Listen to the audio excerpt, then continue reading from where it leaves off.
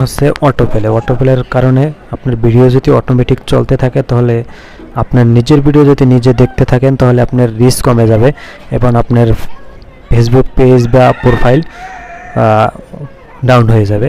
তার জন্য অটোপ্লে কিভাবে অফ করবেন, আপনার ভিডিও নিজে জানি না দেখেন বা অটোমেটিক জানি চলতে না থাকে, এটার জন্য আপনার অটোপ্লে অফ করে রাখতে হবে। ওইটা আমি দেখিয়ে দিচ্ছি কিভাবে আপনি অফ করবেন, আপনার ভিডিও জানি এমনিতে না চলে। ওইটা আমি দেখিয়ে দিচ্ছি এক ক্লিকে। ভিডিওটা ভালো লাগলে শেয়ার করে দেবেন এবং দেখতে থাকুন। আমরা এখন মূল ভিডিওতে চলে যাই।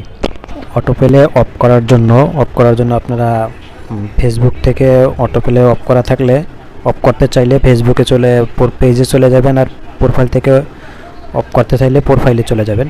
এর জন্য আমি ফেসবুক অফিসিয়াল অ্যাপে চলে গেলাম। অফিসিয়াল অ্যাপে চলে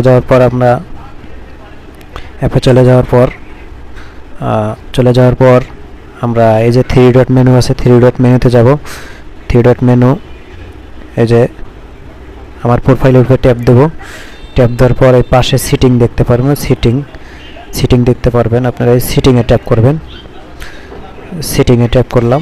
সিটিংয়ে ট্যাপ করার পর স্ক্রল করে নিচে আসলে আপনারা দেখতে পাবেন এরকম এই মিডিয়ায় ট্যাপ করবেন।